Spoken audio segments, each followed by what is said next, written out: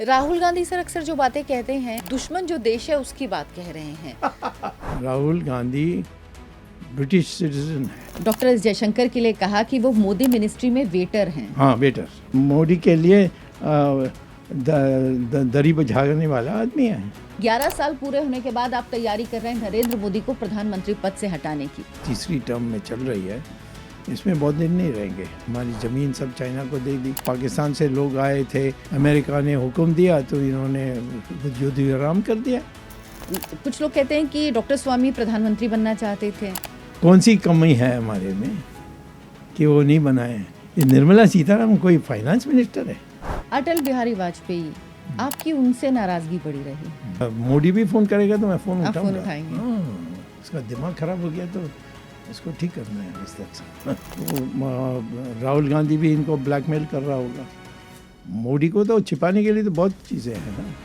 यहाँ तक कह रहे हैं कि प्रधानमंत्री पद से हटने वाले हैं सितंबर तक, अगर मैं सही हूँ तो। उनको 2 टर्म से ज़्यादा नहीं होना चाहिए। गाजा पे ऐसा होगा तो इनके दिल में दर्द उठता है। प्रियंका गांधी इतना लंबा लंबा ट्वीट कर रही हैं। इंदिरा गांधी के बारे में आपने सिर्फ एक प्रोफेसर थे जब आप, तो आपने एक छोटी सी बात कही थी और आपको हटा दिया गया था। हाँ, फिर इंदिरा गांधी का हाल क्या हाल हुआ? क्या किया आपने?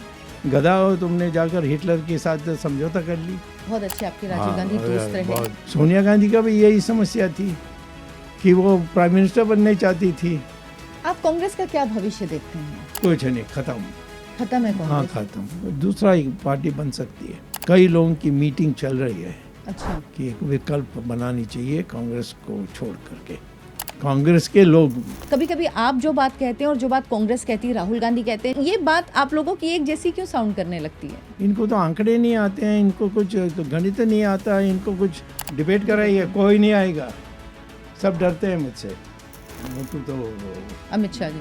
वो तो जो मोदी कहता है वही करेगा। मैं बता दूं, दिखा दूंगा कि जीरो है। पीओके तो हमारा है। और वो हमारे पास आ जाए और बाकी 3 हाँ, अलग हिस्से हो जाएं। सही। अगर भारतीय राजनीति एक थ्रिलर फिल्म होती तो हमारे आज के मेहमान उसके हीरो होते।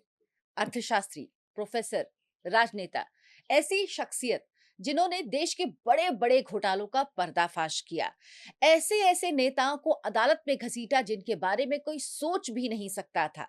प्रधानमंत्री से लेकर बॉलीवुड स्टार्स तक के बारे में बेबाकी से बोलते हैं और ऐसे ऐसे राज खोलते हैं कि लोग सोचने पर मजबूर हो जाते हैं। तो आज दार्चना शो में हमारे मेहमान हैं डॉक्टर सुब्रमण्यम स्वामी। सर, बहुत बहुत स्वागत है आपका। नमस्ते। नमस्ते सर।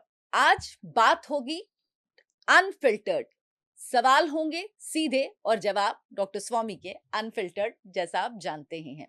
सर, 11 साल हुए हैं, बीजेपी नरेंद्र मोदी प्रधानमंत्री जो हैं अपना रिपोर्ट कार्ड लोगों को दे रहे हैं कि 11 साल में उन्होंने क्या किया है। लेकिन 11 साल पूरे होने के बाद आप तैयारी कर रहे हैं नरेंद्र मोदी को प्रधानमंत्री पद से हटाने की। ये कैसे संभव होगा और क्या वाकई ये हो पाएगा? नहीं, पहले तो ये बात है कि यहाँ जो संघ आरएसएस है, उन्होंने पहले से कहा था कि जो भी हमारे उच्च स्तर पर बनेंगे, उनको 2 टर्म से ज़्यादा नहीं होना चाहिए। तो इन्होंने जिद करके तीसरा भी लगा दिए जब उनकी बहुमत नहीं थी। दूसरे पार्टियों को जोड़ करके उन्होंने बनाई है। तो मुझे नहीं लगता है कि ये पूरा जो इन्होंने शुरू किया है, जो जिसको 2 टर्म के बाद जो तीसरी टर्म में चल रही है, इसमें बहुत दिन नहीं रहेंगे, ऐसा मेरी अनुमान है। ये आपका अनुमान है या आप कुछ तैयारी भी कर रहे हैं इसको लेके? नेचुरली मैं तो तैयारी करूंगा ही, क्योंकि इन्होंने हमारे देश को हमारी ज़मीन सब चाइना को दे दी। जो निर्विवाद ज़मीन थी, यानी चाइना खुद नहीं चाहता, यानी दावा किया कि ये हमारा है, फिर भी उन्होंने दे दिया। अब और उसको दबा दिया। वो इंफॉर्मेशन किसी ना पार्लियामेंट को बताया गया, ना पब्लिक को बताया गया, किसी को बताया नहीं गया। क्यों ऐसा करना चाहिए उनको? फिर इसी प्रकार से पाकिस्तान, ये जो पाकिस्तान से लोग आए थे और हमारे 26 लोगों को हत्या की, पहलगाम में, हाँ। उनके पत्नी देखते रह गए। अब वहाँ 3 दिन गए और फिर अमेरिका ने हुक्म दिया तो इन्होंने युद्ध विराम कर दिया। तो ऐसे व्यक्ति को हमारे ये को हमारे हमारे पार्टी के लिए नुकसान होगा और हमारी पार्टी को पब्लिक फिर सजा देगी, तो इसीलिए इसको हटाना चाहिए। आपको क्या लग रहा है नरेंद्र मोदी ने जो 2 टर्म में काम किया और तीसरा टर्म है उसमें देश को वो पीछे ले गए, आगे नहीं ले गए हैं? नहीं, नहीं, वो पहले भी उन्होंने कहाँ किया। वो चाइना के साथ बैठ कर के उन्होंने सारा ज़मीन उनको दे दिया था। ये तो पहले इसमें ही है। मैं तो समझता हूँ कि सिर्फ इन्होंने जो इनके जो प्रतिद्वंदी होंगे या इनके विरोधी होंगे, उनको इन्होंने नुकसान किया, परंतु बाहर के लोगों को हमारे देश में जो आए हैं, उनको उन्होंने कुछ ही नहीं किया अभी तक। और 4th लार्जेस्ट इकोनॉमी बन गया है देश हमारा। हम तो पहले से 3 लार्जेस्ट हैं। इनको तो आंकड़े नहीं आते हैं, इनको कुछ गणित नहीं आता है, इनको कुछ इकोनॉमिक्स पता नहीं है, तो ऐसे ही 4 से 4 बोल दिया। और मैं चैलेंज करता हूँ, आज आपके माइक्रोफोन के ज़रिए चैलेंज करता हूँ कि कोई भी आप बुला कर लाइए कांग्रेस तो नहीं आएगी, हमारे पार्टी से किसी को बुलाकर मेरे साथ डिबेट करने का ही कहिए कि ये हम हम 4th में हैं, हम तो 3 में हैं। हम आप कह रहे हैं पहले हम और टॉप 3 में अभी हैं। नहीं 2002 से 2002 से हम टॉप 3 इकोनॉमी में हैं। हाँ। ये कैसे सर? मुझे भी अंतरराष्ट्रीय कहता हूँ आंकड़े तो लेकिन कुछ और मैं कहते तो हैं। प्राध्यापक हूँ, वो भी इकोनॉमिक्स का, वो भी हार्वर्ड में होकर आया हूँ।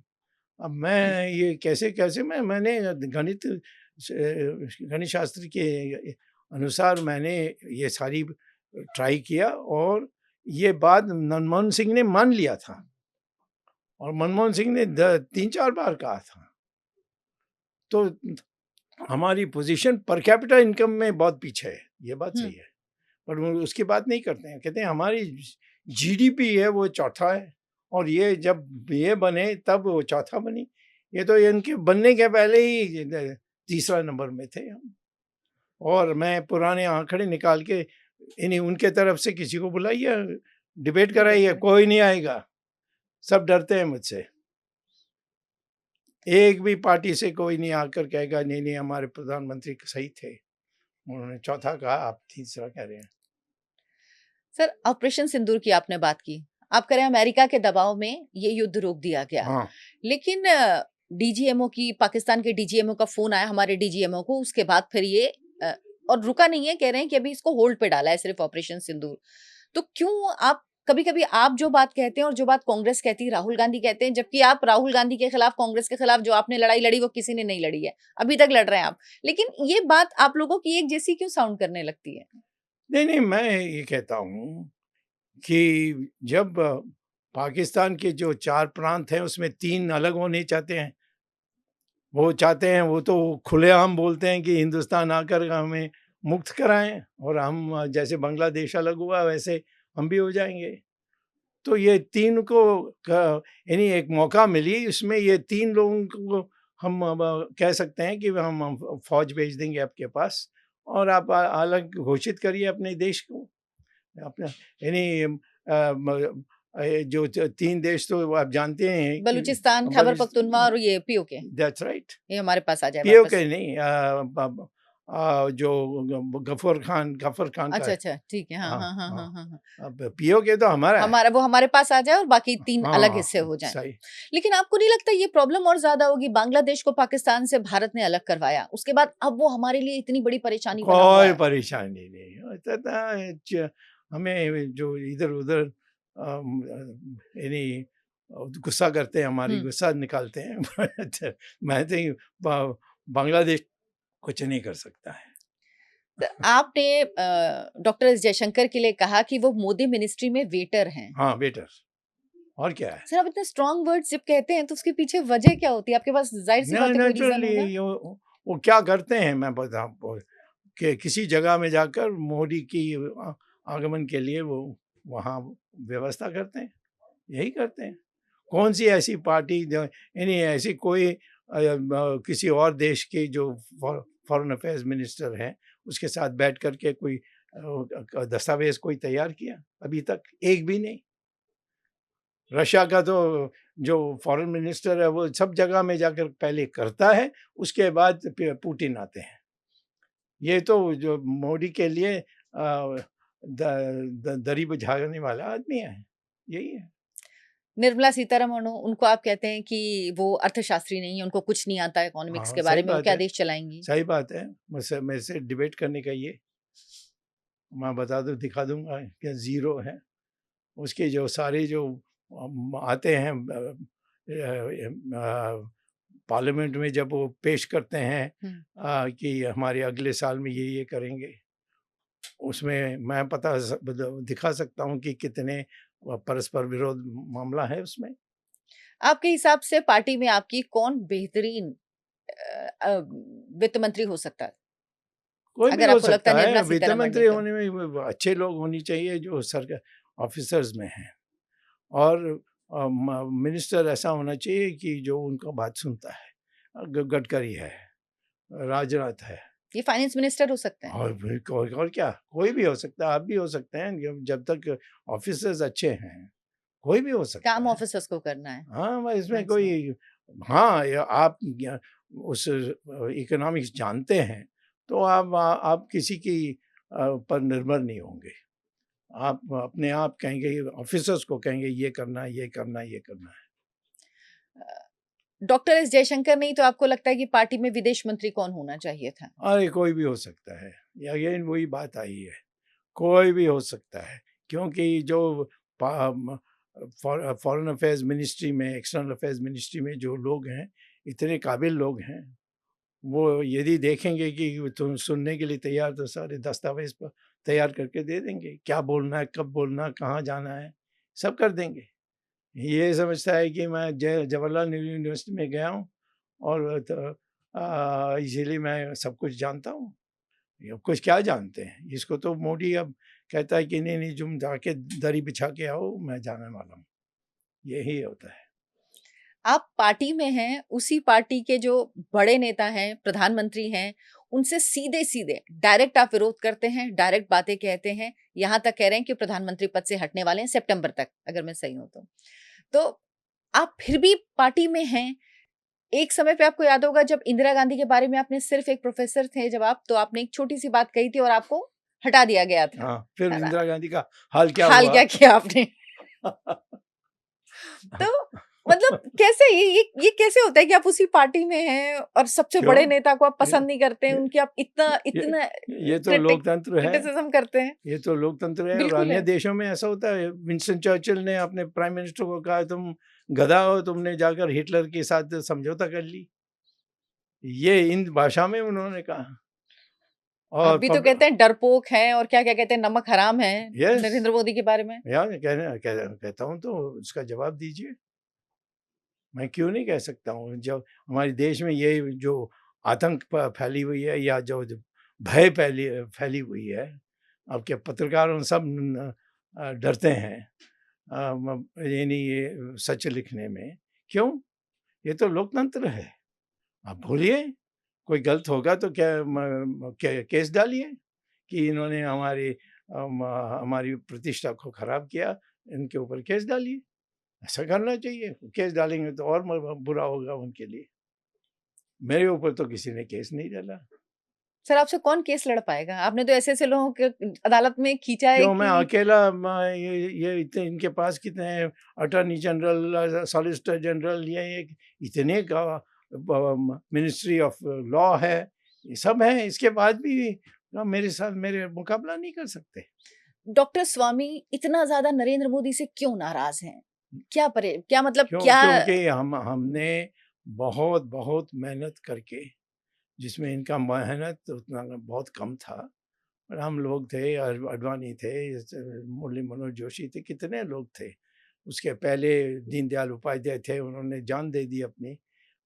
तो ये सब मिल कर के धीरे धीरे एक छोटा सा पार्टी बढ़ के आज एक बहुमत से वो राज कर रही है।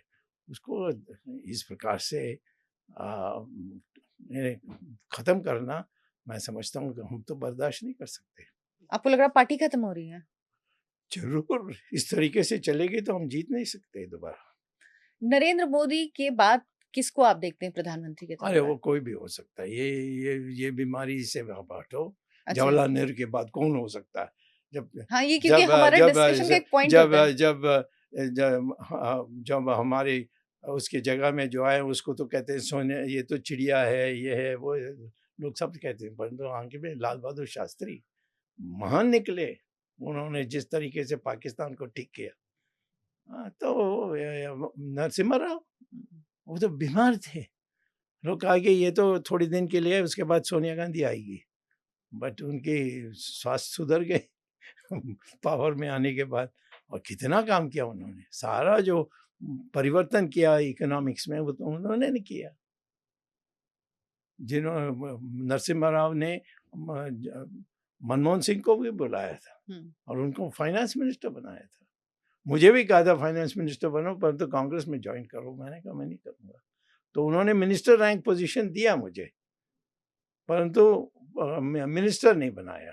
नहीं, उनको लगा ना कि आपको शायद साथ लेना ज्यादा आसान है, अगर साथ रहेंगे तो मुश्किल कम होगी, अगर आप दूर रहेंगे तो मुश्किल ज्यादा होगी, है ना? तो कम से कम पता रहेगा कि डॉक्टर स्वामी क्या करने वाले हैं। उनके लिए कोई मुश्किल नहीं हुआ।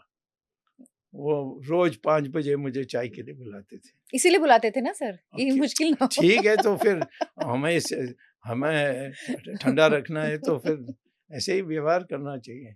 मुझसे कोई धमकी देगा तो मैं उसको यानी खड्डे में डाल दूंगा। लोग तो कहते हैं ना डॉक्टर स्वामी की ना दोस्ती अच्छी ना दुश्मनी अच्छी, क्योंकि वाह, दोस्ती के यही बाद जब वो ऐसे ही होना दुश्मनी चाहिए, करते हैं तो फिर ऐसे ही बहुत होना बुरी चाहिए। स्थिति मैं करते हैं। किसी के लिए पक्ष में नहीं बोलूंगा। लेकिन आप राजीव गांधी के बहुत अच्छे, आपके राजीव गांधी दोस्त रहे, बहुत बहुत लेकिन बहुत उस टाइम पे भी कभी नहीं लगा कि कांग्रेस पार्टी ज्वाइन करनी चाहिए? नहीं, वो राजीव गांधी तो बहुत पक्ष में था।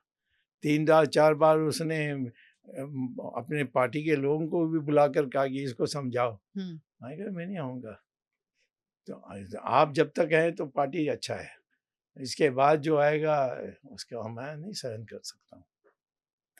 राजीव गांधी आपके इतने अच्छे दोस्त थे, लेकिन उसके बाद सोनिया गांधी, उनकी पत्नी और उनके बेटे राहुल गांधी के खिलाफ आपने ही नेशनल हेराल्ड का केस शुरू करा, जिसकी सुनवाई अब 2 जुलाई से रोज शुरू होगी। हाँ। लंबे समय से आपने ये लड़ाई लड़ी है। आपको क्यों लगा कि ये जो लड़ाई है ये लड़नी चाहिए, इसकी शुरुआत आपको करनी चाहिए? पहले तो राहुल गांधी ब्रिटिश सिटीजन है। ये आपने हाँ, अभी कोर्ट में है। हाँ। और मोदी ने एक्शन नहीं दे रहा है राजनाथ को। पहले जब राजनाथ गृह मंत्री थे तब। गृह मंत्री थे, और अब तो ये मोटू तो अमित शाह जी। वो तो जो मोदी कहता है वही करेगा। तो उन्हें किया तो मैं कोर्ट में गया हूँ। कोर्ट में फिर धीरे धीरे धीरे अब ये पोजीशन में पहुंची है कि जुलाई के एंड में फैसला होगी। मैंने तो दस्तावेज दिया है इनके हाथों से लिखी हुई कि मैं ब्रिटिश सिटीजन हूँ और उन्होंने वहाँ कंपनी चलाई है। तो कैसे आप हिंदुस्तान के नागरिक हो सकते हैं? सोनिया गांधी का भी यही समस्या थी कि वो प्राइम मिनिस्टर बनने चाहती थी और सब डंडोरा पीट करके उसको ले गए थे राष्ट्रपति भवन। वहाँ जो राष्ट्रपति था वो तमिलनाडु के ही थे। उन्होंने मुझे फ़ोन करके कहा कि भाई बताओ कुछ तुम्हें करना है।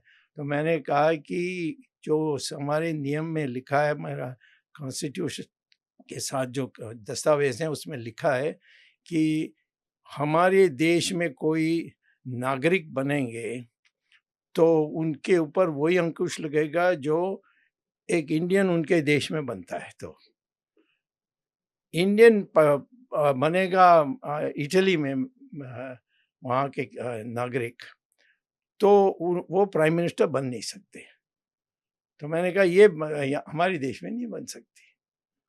तो राष्ट्रपति ने उसको नहीं दिया। उसको इतना नाराज़ हुई, क्या नहीं गाली दिया उसके, कितना उसको तंग किया बाद में। बट वो उन्होंने देश के लिए सेवा की और मुझसे उन्होंने ये जानकारी प्राप्त की और उसका फ़ायदा उठाया। इसको क्यों बनाएंगे? ये क्या थी अमेरिका इंग्लैंड में? मैं बताऊंगा तो आपको शर्म आएगा, तो नहीं, इसीलिए नहीं बताऊंगा। तो बताइए सर। नहीं नहीं, मैं नहीं बताऊंगा। ये तो आप ही जाकर जांच करिए। ये कह रहे हो, बताने लायक नहीं है। आप कहते हैं आपके पास कई बक्से भर के सबूत हैं। हाँ, तो उसमें क्या बुरा है?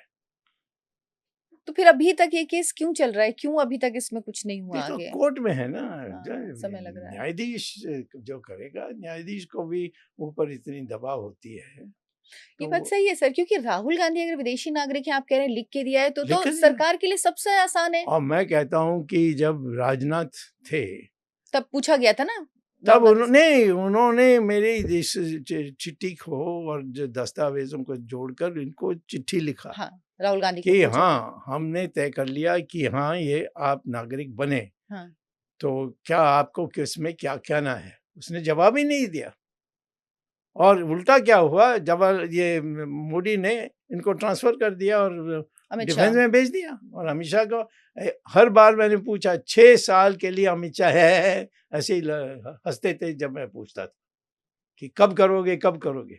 उसके बाद मैं दिल्ली हाई कोर्ट में गया हूँ। तो सर क्यों नहीं करती सरकार? मतलब उनके लिए तो आसान नहीं है ना वो राहुल समय गांधी को किनारे मैं लगा नहीं दे। जानता, हो सकता है कि राहुल गांधी भी इनको ब्लैकमेल कर रहा होगा। मोदी को तो छिपाने के लिए तो बहुत चीजें हैं ना। अच्छा। हाँ, वो मत पूछो अभी, जब समय आएगा बताऊंगा आपको। ठीक है। ये बताइए, नेशनल हेराल्ड केस में जो सुनवाई शुरू होने वाली, हम्म। इसमें आपको लगता है कि ऐसे सबूत हैं कि सजा होगी? ये तो निश्चित निश्चित में उनको तो ओपन शट जेल केस जाना है। पड़ा। इन्होंने फ्रॉड किया है, झूठ बोला है, सारी चीजें हैं और इसमें कोई एस्केप नहीं है। वो राहुल तो गांधी बच नहीं पाएंगे। नहीं नहीं, इसमें तो नहीं बच पाएंगे। उसके पहले ही इसकी नागरिकता समाप्त कर देंगे तो और भी बुरा हो जाएगा। एक चीज और सर जिस पे बात हो रही है इस वक्त, कास्ट सेंसस पे बहुत बात हो रही है। आपके हिसाब से कास्ट सेंसस होना चाहिए, ये ठीक है? क्योंकि पहले तो बीजेपी कास्ट इसके क्या पक्ष में होता है? नहीं थी। उसके कास्ट क्या बाद होता है मैं पूछना चाहता हूँ। आजकल कोई कास्ट पर चलता है? मैं ब्राह्मण पैदा हूँ और मैं फिर वहाँ पुलिसमैन बन जाऊँ तो मैं ब्राह्मण हूँ? तो ये बिल्कुल सही बात कास्ट है। क्यों? अब तो सब गया, अब तो सब हिंदू और कुछ नहीं। और जो कहता है कि मेरा मेरा भिन्नता इस प्रकार से है, मैं कहता हूँ कि उनको देशद्रोही हो। हम सब हिंदू हैं ये कहना चाहिए। हम मुसलमान को छोड़कर बाकी जो हैं उनको छोड़कर, वो तो 10% 15% हैं। हमारे तो 85% हिंदू हैं। और अब से कभी नहीं कहना चाहिए कि मैं ब्राह्मण हूँ। ये हाँ, आप पुजारी हैं तो आप पुजारी कह हाँ। सकते हैं।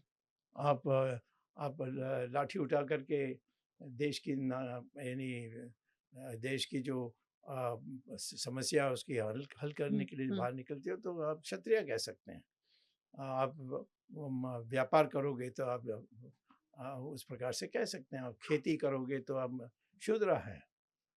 जो छुआछूत है वो तो हमारे धर्म में है ही नहीं।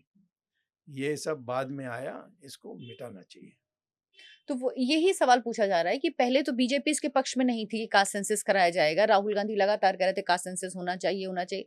फिर आखिर ऐसा क्या हुआ कि कास्ट सेंसस के लिए राजी हो गए? हम नहीं वाकई पीछे जा रहे हैं, ये तो नहीं, लग रहा है। बीजेपी कर नहीं सकेगी इसको। मैं तो कोर्ट में इसको रोक दूंगा। आप चैलेंज करेंगे इसको? नेचुरली अभी तक तो कुछ हुआ ही नहीं, पार्लियामेंट में भी नहीं आया। हाँ, हाँ। तो मैं कोर्ट में कैसे जाऊंगा कि ये दिमाग है या नरेंद्र मोदी के दिमाग में ये है तो इसीलिए स्टे ऑर्डर होना चाहिए। लोग हंसेंगे। लेकिन जब ये शुरू होगा तो आप हाँ कोर्ट में जाएंगे, पक्का चैलेंज इसका मैं करेंगे आप विरोध इसको? करूंगा। What nonsense. जब हम लोगों को एक हिंदू बनने के लिए हम प्रचार करते आए हैं हिंदुत्व के नाम पर, आज हम कैसे ये बंटवारा कर सकते हैं? सर जब नरेंद्र मोदी प्रधानमंत्री बन के उम्मीदवार बने तो आपने बड़ा बढ़ चढ़ के उनका प्रचार किया था, साथ में थे, आप लोगों की बड़ी अच्छी अच्छी तस्वीरें आती थी। लेकिन प्रधानमंत्री बनने के बाद उनके ऐसा क्या हुआ, और वो भी कई सालों बाद? कुछ लोग कहते हैं कि डॉक्टर स्वामी प्रधानमंत्री बनना चाहते थे, एफएम बनना चाहते थे, फाइनेंस मिनिस्टर बनना चाहते थे, और जब इनमें से कुछ नहीं हुआ तो उन्होंने फिर नरेंद्र मोदी से उनको तो फिर परेशानी दे होगी, दो उन्होंने दुश्मनी मुझे। पाल ली। जितना उसको तकलीफ आ रही है मेरे से, उसकी जगह में फाइनेंस मिनिस्टर बना देते हैं। जिद करेंगे तो फिर मैं भी जिद करूंगा। कौन सी कमी है हमारे में कि वो नहीं बनाए? ये निर्मला सीतारामन कोई फाइनेंस मिनिस्टर है? अरुण जेटली? अरुण जेटली तो गया, तो आपको उसके बुरा करने से क्या फायदा है? तो चले गया। तो आप अगर फाइनेंस मिनिस्टर होते और इस वक्त जो देश की कंडीशन है, तो क्या ऐसा एक चेंज है जो आप करते सबसे पहले? इनकम टैक्स को अबॉलिश कर दूंगा, अबॉलिश कर देते, किसी को इनकम टैक्स देना नहीं फिर होगा। देश कैसे चलता? अच्छा, आप मेरे साथ नहीं सर, मैं इसमें आपसे इसलिए पूछ रही हूँ, मैं डिबेट स्टूडेंट भी नहीं, करेंगे। नहीं बिल्कुल नहीं सर। हाँ, मैं ढूंढ लूंगा आपके लिए। आपको मैं कोई गधा हूँ कि प्राइम मिनिस्टर प्रोफेसर रहकर मैं ऑब्वियसली। ऐसी बात कहूंगा जो इम्प्लीमेंट नहीं हो हाँ, सकता या क्रियान्वित नहीं हो सकता है। ये मैं आपने कभी आइडिया दिया? मोदी जी से बात आपकी हाँ, कब हुई थी मैंने आखिरी लिख बार? कर दिया उसको। लिख के दिया था आपने? हाँ, आपकी आखिरी बार बात कब हुई थी? कितने साल हो गए? 4 साल हो गए। 4 साल हो गए। हाँ, 4 साल से बात नहीं हुई आपकी। बात करूंगा नहीं, क्या करना है उससे, झूठ बोलता है। और आप ज़्यादातर जो लोग हैं इस वक्त कैबिनेट में हैं, उन सबको आपको लगता है कि ये लोग काबिल नहीं हैं? नहीं, नहीं, राजनाथ काबिल हैं, राजनाथ बट सिंह हैं, उसको जब नितिन गडकरी जाकर जी। वहाँ सीमा में खड़ा कर दिया। गडकरी फर्स्ट क्लास है। हाँ, बहुत अच्छा काम अरे कर रहे हैं। उसको क्या दिया है कि रोड बनाओ, है बेचारा। उसको फाइनेंस मिनिस्टर बनाते तो बहुत अच्छा होता। क्या अभी 2024 में गडकरी जी के प्रधानमंत्री बनने का कुछ था हाँ, ऐसा? वो कभी भी बनता। चांसेस था? मैं तो समझता हूँ कि हमारे पार्टी में बहुत लोग हैं जो प्राइम मिनिस्टर बनने लायक हैं, और आरएसएस का प्रभाव है। तो उसमें मैं कहता हूँ कि गडकरी के बारे एक आम राय है कि ये कर सकता है। और राजनाथ का भी नाम चलता है कभी कभी, बट गडकरी के बारे में बहुत बहुत चलता है, क्योंकि वो प्रधान जब वो अध्यक्ष थे हमारी पार्टी के, तो उन्होंने बहुत अच्छा चलाया था, बहुत अच्छा चलाया। राहुल गांधी सर अक्सर जो बातें कहते हैं, चाहे वो ऑपरेशन सिंदूर को लेके हो या चाइना के साथ जब सीमा पर हुआ था, वाद विवाद हुआ था, तो वो ऐसा लगता है कि वो दुश्मन जो देश है उसकी बात कह रहे हैं। अभी वो जो कुछ कहते हैं वो पाकिस्तान मीडिया उसको चलाता है और उनको हीरो बना के चलाता है। अब वो नेता प्रतिपक्ष हैं, लेकिन अभी भी वो उतने ही गैर जिम्मेदार हैं। आपको लगता है कि कोई परिवर्तन, कभी कोई चेंज आएगा? ये क्या फर्क पड़ता है, पाकिस्तान उन पर निर्भर करेगा तो पाकिस्तान का नाश होगा। मैं तो इसमें चिंता नहीं करूँगा, तुम जाओ, क्योंकि तुम्हारी माँ तो रशिया का केजीबी में थी, उससे सलाह लो, जो करना करो, पर इस देश में आपको मानेंगे नहीं। एक तो वो बन नहीं सकता, मैंने तो अब हम्म। निकाल दिया, तो वो तो वो भी प्रधानमंत्री नहीं बन पाएंगे? कभी नहीं बन सकता, वो तो हिंदुस्तानी नहीं बन सकता, प्रधानमंत्री छोड़िए।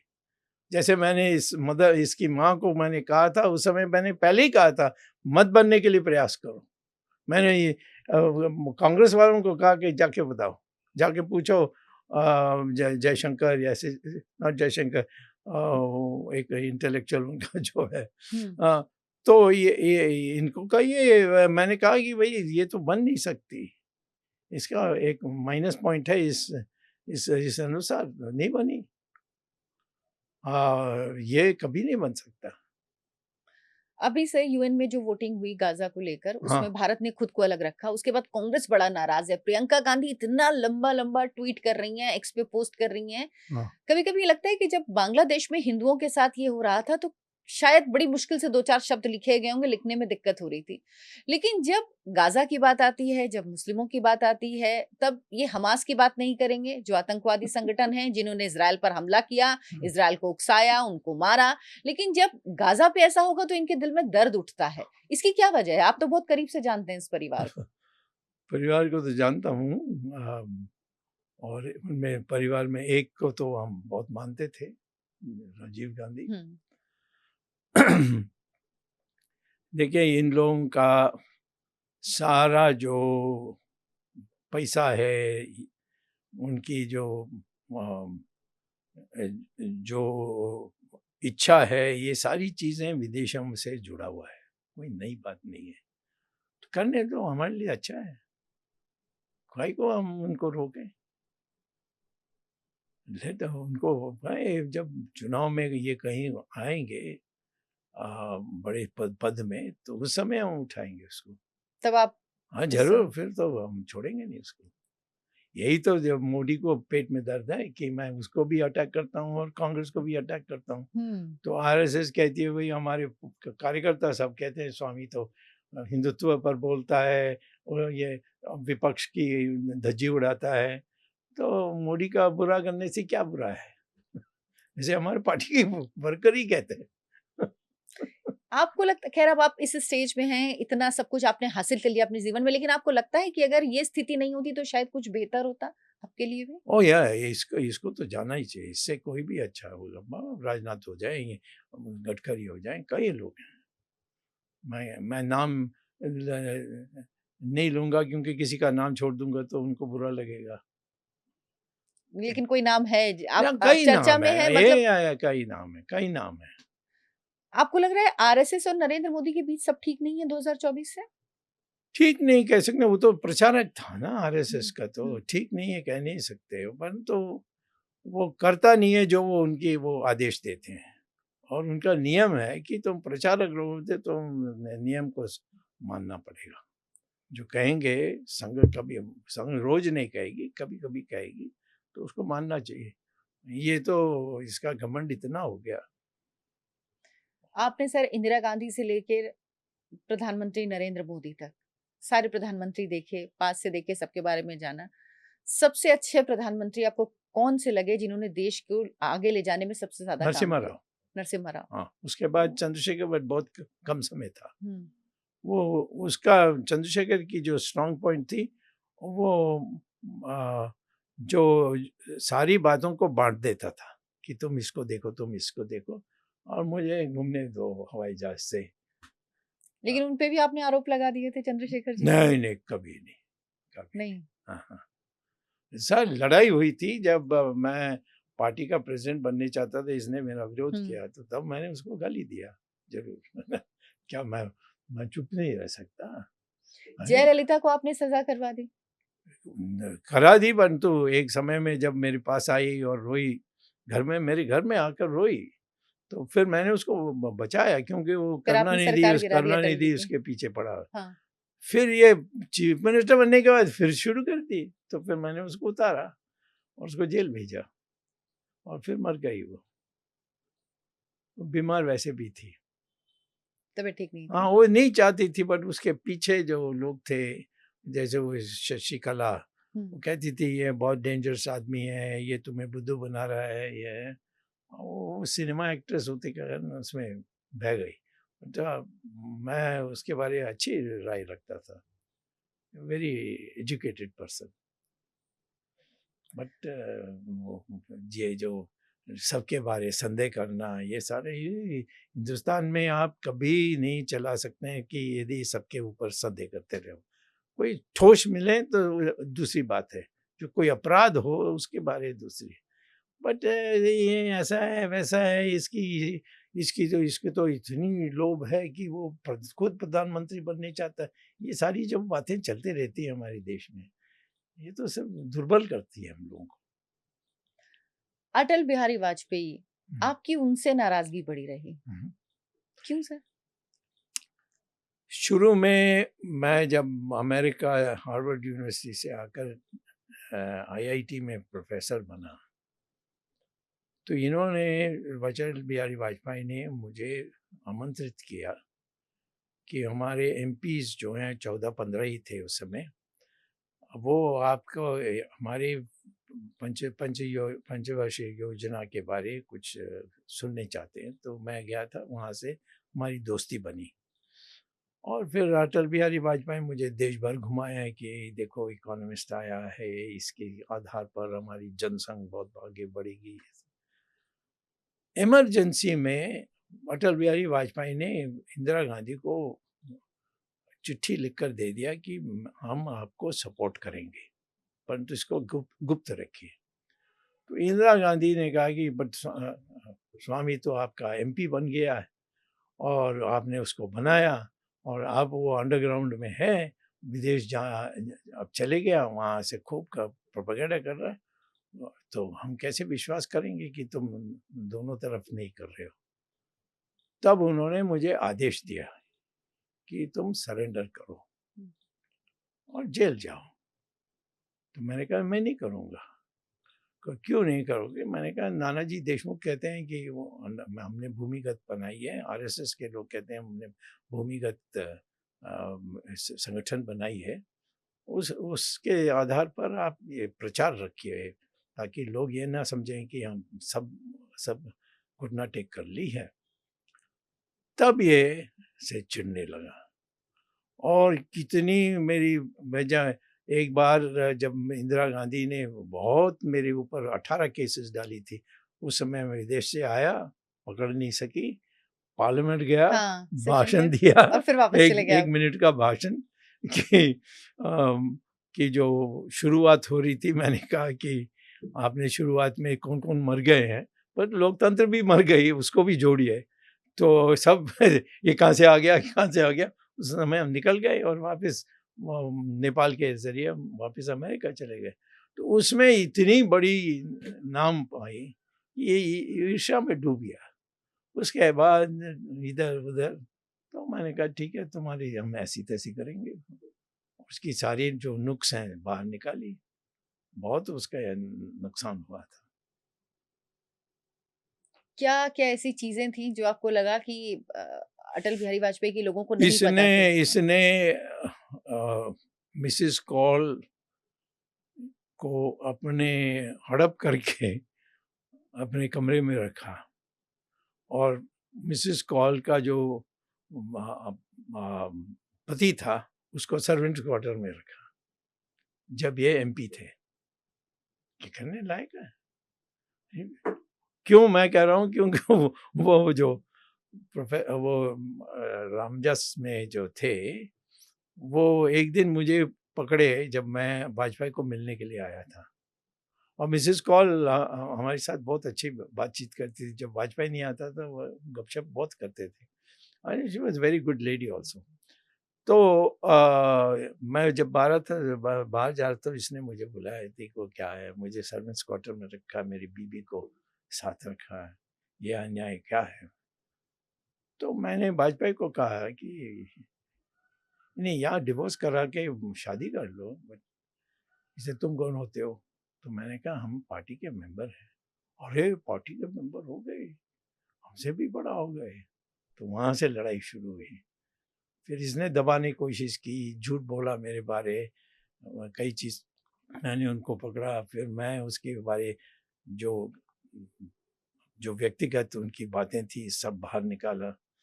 तो आखिर में वो चले गए। फिर उसके बाद आपकी मुलाकात हुई थी जब उनकी तबीयत खराब थी उस वक्त? मैं वो सब मिला ही नहीं कभी। नहीं मिले।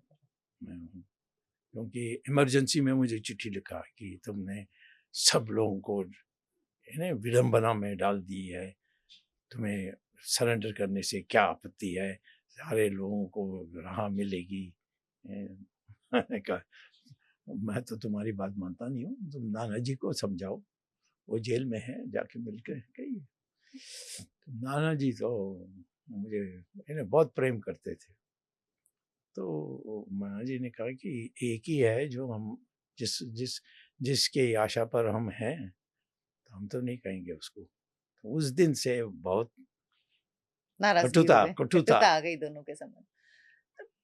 राम मंदिर की लड़ाई हुई, उसके बाद आप कहते हैं कि सिर्फ अयोध्या, काशी और मथुरा, अगर 3 मंदिर मिल जाए तो फिर हमें किसी की लड़ाई नहीं लड़नी। करेक्ट। लेकिन इसमें लोग ये कहते हैं कि क्यों मैं बता जितने देता मंदिर हमारे कब्जे में लिए बात हैं, जितने मंदिरों के ऊपर मस्जिद बनाई गई है, हम अपना हर एक मंदिर लेंगे, हम क्यों छोड़े अपने मंदिर? नहीं, हर मंदिर नहीं ले सकते हैं आप। क्यों? क्योंकि जहाँ तक राम मंदिर है, राम वहाँ पैदा हुए और कोई जगह नहीं है।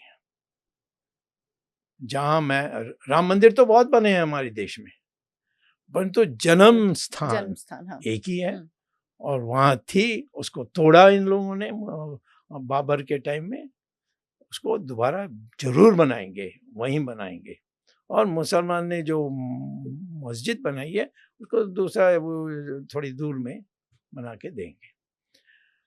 फिर आया कृष्ण जन्मभूमि, वही बात, वहाँ पैदा हुए, उसके ऊपर उन्होंने मस्जिद बनाई है, तो वो नहीं। तीसरा है शिव भगवान ने ज्योतिर्लिंग लगाई, उसको तोड़ करके इन्होंने रखा। आज तक भी आप जाओगे उसके वहाँ, काशी वो विश्वनाथ में। हाँ, हाँ, वो नंदी बैठा नंदी हुआ। बाबा का मुख उधर है। हाँ, तो ये 3 कहीं और नहीं जा सकते।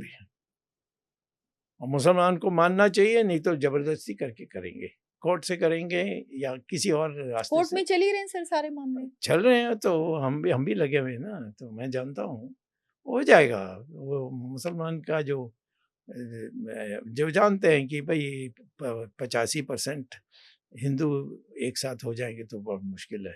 अब किसी को हिम्मत नहीं है इस पर बोलने के लिए। तो ये 3 को छोड़ दो, बाकी 40,000 हाँ, 19 ऐसा कुछ है, कुछ आंकड़ा है। हाँ, उसको नहीं छुएंगे। तो हम दूसरे जगह में बनाएं, क्योंकि वहाँ मूर्ति स्थल का कोई महत्व नहीं है। जो मस्जिद जो मूर्ति है उसको तो हम कहीं भी बना सकते हैं, कहीं भी रख सकते हैं। लेकिन आपको नहीं लगता कि अगर हमारी किसी भी धरोहर पे कब्जा किया गया है, तो अगर आज हम कानूनी रूप से उसको वापस लेने की लड़ाई लड़ रहे हैं, तो हमको वो लड़नी चाहिए, तो हम जितने मंदिर हैं हमारे। नहीं, क्यों? और वो मंदिर का तो कोई विशेष जगह नहीं है ना, वहीं होना चाहिए। ये कहाँ लिखा है हमारे ग्रंथ में? वहाँ किसी बात पर, किसी दस्तावेज में बताइए। लेकिन देवता की भूमि तो वो हो जाती है। देवता की भूमि पवित्र है, इतना ही है, और वो कहीं भी रखोगे वो पवित्र है। एक लड़ाई मंदिरों की आप और लड़ रहे थे कि जो सरकारी नियंत्रण में मंदिर हैं, वो उनसे मुक्त हाँ, होने हटानी चाहिए। चाहिए। हाँ, वाकई ये सवाल इसलिए बड़ा है सर, क्योंकि जो बाकी धार्मिक स्थल हैं, चाहे मुसलमानों के हैं, ईसाइयों के हैं, वो उनके अधिकार में हैं। लेकिन हिंदुओं के धार्मिक स्थल जो हैं, वो सरकार के नियंत्रण में हाँ, हैं। तो क्यों? उससे क्यों है अभी तक, और क्यों नहीं उससे नहीं, मुक्त वो हो तो पा रहे हैं? अंग्रेजों ने किया ना, हमारी कमर तोड़ने के लिए, और इन लोगों ने कुछ पैसा बनाने के लिए किया। जो उत्तराखंड है, हम्म। वहाँ मोदी के कहने पर जो बीजेपी की सरकार बनी, उन्होंने 105 मंदिरों को राष्ट्रीयकरण किया। और मैंने कहा कि नहीं होना चाहिए। मैंने आरएसएस को कहा, आरएसएस कहा कि मोदी से बात करो। मैंने कहा मुझे मोदी से क्यों बात करें, जिसने अपराध किया, मैं उससे नहीं बात करूंगा। तो फिर मैं कोर्ट गया, जीत गया, सब का बाहर निकल गए, एक भी नहीं बचा। जहाँ भी सभानायकर एक शिवा मंदिर है, करुणानिधि ने कहा कि मैं मर जाऊंगा परंतु इस मंदिर को मैं कभी कभी नहीं सरकार के नियंत्रण से बाहर रखूंगा, अलाउ करूंगा। और मैंने किया और वो मर भी गया। करुणानिधि। तो ये हमारी धर्म है। इस धर्म से मैं इधर उधर नहीं होता। हाँ, मैं कहें कि सारे मंदिरों को मैंने 50,000 मंदिरों को तोड़ा गया, सबको करना है, नो। संभल का जो कल की वो ये हरिहर जो ये मस्जिद है, जो हाँ, वहाँ की जामा मस्जिद जो हाँ, है, उस पर जो मामला चल रहा है, उस पे आपका क्या कहना है? उसमें वो कौन है, मूर्ति कौन सा है? वो तो अभी मस्जिद है ना, उसमें तो वो तो एएसआई के नियंत्रण में है ना, वहाँ पे तो मस्जिद बनी हुई है। मस्जिद बनी है, लेकिन अभी तो तो हमें क्या लड़ना है उस पर? यानी वो हरिहर मंदिर था कहते हैं पहले, हरिहर मंदिर, मंदिर था, और अब उसमें जामा मस्जिद वो है। दूसरा जगह में हरिहर मंदिर बना। तुम्हें क्या है, यहाँ मस्जिद रहने दो, यहाँ मंदिर यहाँ रहेगा। मंदिर वही जहाँ विशेष उस जगह है, पैदा हुए वहाँ, क्योंकि वो स्थान बदल नहीं सकता वह कभी। नहीं बदल सकता। बिल्कुल सही बात वो है। 3 ही है। हाँ। इसको नहीं मारोगे तो फिर हम कहेंगे अच्छा बात ये ऐसा है कि तुम हमारे देश में रहकर, क्योंकि मैं मुसलमान तो इस देश की नागरिक उस स्तर पर नहीं है जो हिंदू है, क्योंकि बंटवारा हुई थी, हिंदू यहाँ होंगे, मुसलमान वहाँ होंगे। जवाहरलाल नेहरू ने कहा कि जो मुसलमान नहीं जाने चाहते हैं हिंदू इंडिया को छोड़कर, है वो। वो रह सकते हैं। और आपको लगता है सबसे बड़ी ऐतिहासिक गलती थी हमारी? अब इतनी सालों हो गई, क्या को हम रोए इस पर तो इतना जरूर कहूँगा, जहाँ हिंदू का विशेष मामला है उसमें मुसलमान पाकिस्तानी मुसलमान जैसे बात नहीं करना चाहिए हमसे, क्योंकि उनकी बचना मुश्किल है। यदि सारे हिंदुओं में रोष आ जाए। लेकिन हिंदू बटा हुआ है ना सर, हिंदू एक नहीं, होता हिंदू कहाँ नहीं है? बटा हुआ, 5 मिनट में एक हो जाएंगे, हो जाते हैं। हो जाएंगे। हाँ, राम मंदिर देखिए कि कैसे हाँ, हो गए सब। कोई नहीं कहता कि अरे तुम शेड्यूल कास्ट हो, तुम कैसे आ गए, ब्राह्मणों को ही आना है, कोई क्या नहीं कहता है। कांग्रेस तो ये राजनीति करती ना कि हिंदुओं को हाँ, बांटने की। कांग्रेस तो कांग्रेस के कारण ही हम इस मुसीबत में हैं। आप कांग्रेस का क्या भविष्य देखते हैं? कुछ नहीं, खत्म। खत्म है हाँ, कांग्रेस? खत्म, दूसरा एक पार्टी बन सकती है। बट ये राहुल गांधी है, तो इसीलिए मोदी का भी कहना है कि भाई राहुल गांधी को रहने दो, ये तो मिट जाएगी। मैं कहता हूँ ये पाप हम नहीं कर सकते। इसने जो भी ये ब्रिटिश का सिटीजनशिप लिया है, और हम कहेंगे कि इंडिया में पार्लियामेंट में बैठ सकता है, हम तो नहीं मानेंगे तुम्हारी मजा के लिए। तो ये कांग्रेस को तो कुछ नहीं, खत्म। और मैं बता रहा हूँ कि कई लोगों की मीटिंग चल रही है अच्छा। कि एक विकल्प बनानी चाहिए कांग्रेस को छोड़ करके। कांग्रेस के लोग कौन है मैं नहीं बताऊंगा, क्योंकि मुझसे भी बात की उन्होंने। आपके पास सारे राज रहते हैं। हाँ, नहीं, क्योंकि मैं उनको तरीका बता सकता हूँ। मैं तो बीजेपी नहीं छोड़ने वाला हूँ। आप बीजेपी में ही हैं। कैसे छोड़ूंगा जब मैं आपकी जनसंघ पार्टी से है, शुरू शुरू किया है। किया है, सही बात है। जब वाजपेयी ने जनता पार्टी से बीजेपी आने नहीं दिया, जैसे वाजपेयी बीमार हुए तो सारे लोग मेरे पास आए, नहीं नहीं अब आइए। तब आपने जनता पार्टी का इसमें विलय कर लिया था विलय बीजेपी कर में। लिया। हाँ, उसके बाद मैंने पहले ही कह दिया था कि जिस दिन तुम बुलाओगे मैं आ जाऊंगा। वाजपेयी जी के रहते, लेकिन नहीं, जब वो तक तो वो एक्टिव नहीं, पॉलिटिक्स वो में थे। उस समय ना के बराबर थे। हाँ, एक्टिव तो नहीं थे पॉलिटिक्स में गॉड बिल्कुल। पे एक्टिव तो ये जिस हालत में थे, मैं बताऊं क्या, देखने लायक नहीं था। सर कुछ सवाल रैपिड फायर के लिए आपसे। आपके पास अगर एक दिन के लिए प्रधानमंत्री की कुर्सी हो तो 3 फैसले जो आप उसी दिन लेंगे। Abolition of income income tax tax, हाँ। नंबर 1। हुँ, नंबर 2, चाइना पर प्रहार। अच्छा। हाँ, जो जमीन उन्होंने लिया उसको वापस लेना। हुँ, और तीसरा, कश्मीर को पूरा, जो आजाद कश्मीर जिसको कहते हैं, पीओजे के वापस। वापस। अच्छा। किसी एक नेता का फ़ोन आए और आप उसे रिसीव ना करें, वो कौन-सा नेता होगा? वो किसी का, हमारे जाने हुए लोग होंगे तो मैंने मैं मोदी भी फोन करेगा तो मैं फोन आप फ़ोन उठाऊंगा। उठाएँगे। हाँ, और उसको इतने सालों से जानता हूँ, उसका दिमाग खराब हो गया तो उसको ठीक करना है, बस दैट्स ऑल। बीजेपी में आपका सबसे ज़्यादा करीबी कौन है? वो मैं बताऊंगा नहीं, क्योंकि जिसका जिसके नाम नहीं उसकी लूंगा उसकी वो दिक कहेंगे मुझे कल, अच्छा तुम मुझे कुछ नहीं मानते हो। कई हैं, बहुत है। आपने गांधी परिवार पर इतने हमले किए और उस टाइम पे किया, ये आपने केस 2012 में किया था जब उनकी सरकार थी, यूपीए की सरकार थी। आपको कभी डर नहीं लगा? मैं तो यही सब कहते हैं कि क्या है तुम्हारे दिमाग में कि थोड़ा भी डर नहीं होता है। डर किस बात पर होती है कि कुछ आप के हाथ से निकल जाएगी, कुछ नुकसान हो जाएगी। मैं तो शिव भगवान पर विश्वास करता हूँ कि तुम देख लो मेरा, और मैं सब अच्छा करूँगा। लोग कहते हैं डॉक्टर स्वामी के पास हर पार्टी की खबर होती है, हैं? तो आपकी कोई अपनी खुफिया एजेंसी है, लोग कहते हैं। वो भी करें, उनमें उनको क्यों रोकते हो? वो ऐश और कराम के लिए जो जाते हैं उसकी जगह में ये काम करें। आपके जीवन की सबसे बड़ी लड़ाई कौन-सी थी अभी तक? वो इमरजेंसी ही थी इसमें, इमरजेंसी। क्योंकि मेरे लिए नई बात थी, और इसीलिए और मुझे घर छोड़कर जाना पड़ा। मेरे 2 बच्चे, सिर्फ 5 साल और 3 साल, और मेरे पत्नी, वो बड़ी बड़ी आईसीएस फैमिली की बेटी थी, और उनके घर में सब कह रहे थे ये क्या है, हमारे लिए तो बहुत बेइज्जती है, नो दैट।